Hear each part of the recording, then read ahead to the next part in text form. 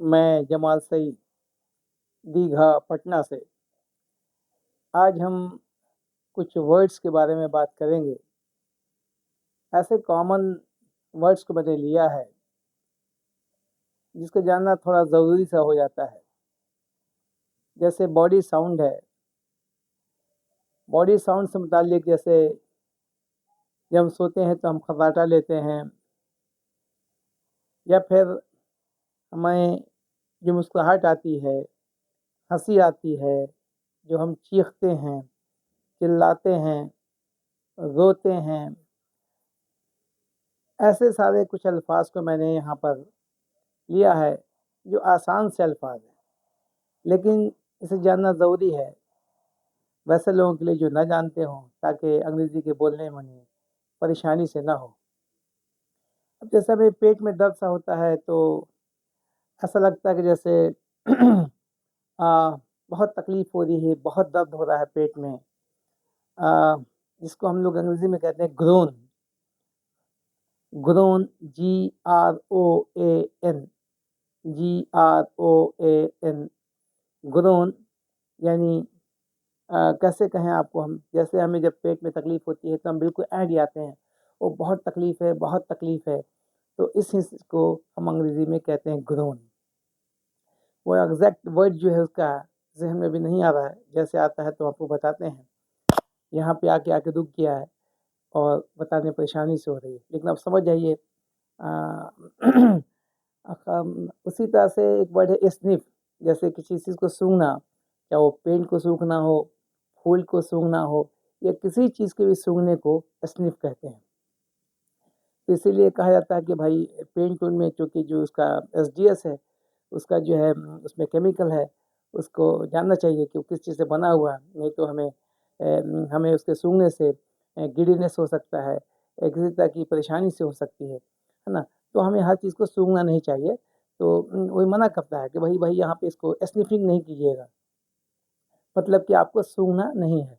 तो फूल के सूंघने को भी हम स्निफ कह सकते हैं और पेन के सूंघने को भी हम लोग स्निफ कहते हैं। इसीलिए पेन के लिए वर्ड यूज़ किया जाता है कि भई आप स्निफ ना करें, इसके इनहेल से आपको प्रॉब्लम सा हो सकता है। उसी तरह से जो है देखिए, ग्रोन का मतलब होता है कराहना। कराहना, जो हम तकलीफ से कराहते हैं, उसको कहते हैं ग्रोन, GROAN, ग्रोन।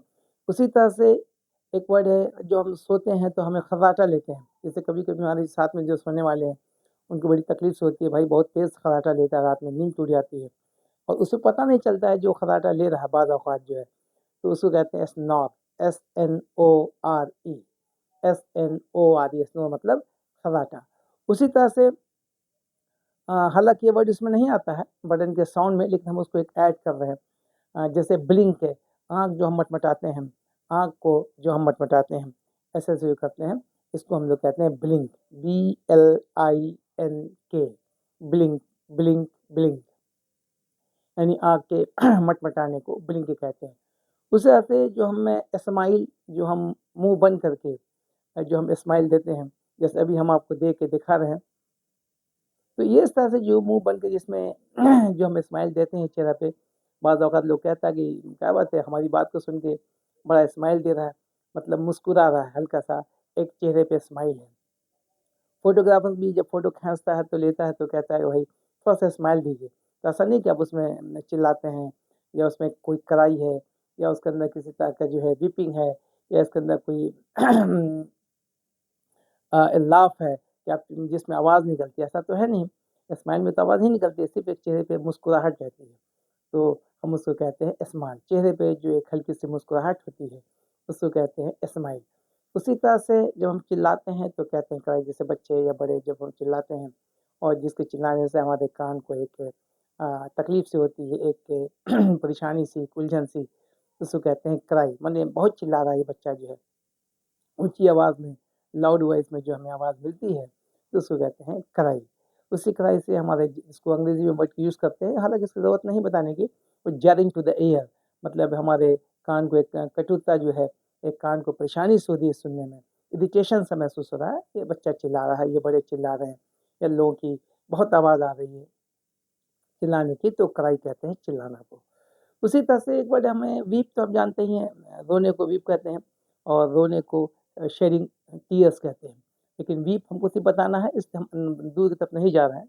तो वीप मतलब रोना, वीप मतलब रोना। उसी तरह से लाफ मतलब हँसना, जिसमें हमें एक आवाज़ सी निकलती है, जिसमें दाँत दिखाई देता है, तो उसको कहते हैं लाफ। जिसमें हल्की आवाज़ आती है, जिसमें दाँत दिखाई देता है, तो उसको कहते हैं लाफ। तो ऐसे बहुत सारे अल्फ़ाज़ हैं जो हमारा बॉडी से जो निकलते हैं, चाहे वो स्माइल के तौर पे हो, चाहे वो लाफ के तौर पे हो, चाहे वो क्राई के तौर पे हो, चाहे वो वीप के तौर पे हो, वीपिंग के तौर पे हो, चाहे वो स्नोरिंग के तौर पे हो, चाहे वो किसी और समय, चाहे वो क्या कहते हैं, स्नीफ के तौर पे हो जो हम सूंघते हैं, तो उससे भी हमें जो होती है। तो एक वर्ड था स्नीफ, कोई मुझे नहीं लिया था, लेकिन हमने इसको भी साउंड में शामिल किया बताने से, ताकि इसकी जानकारी भी आपको हो जाए। चाहे वो खर्राटा के तौर पे हो, जिसे हम स्नोर मैंने यूज़ किया था। ये तमाम अल्फाज हमें जानना चाहिए, जो अक्सर बेशतर जो हम लोग अपने ज़िंदगी में इस्तेमाल करते हैं। उम्मीद है कि आप मेरी बात समझ रहे हैं। इसे आप याद कर जाइए और अपने इस्तेमाल में लाइए। शुक्रिया।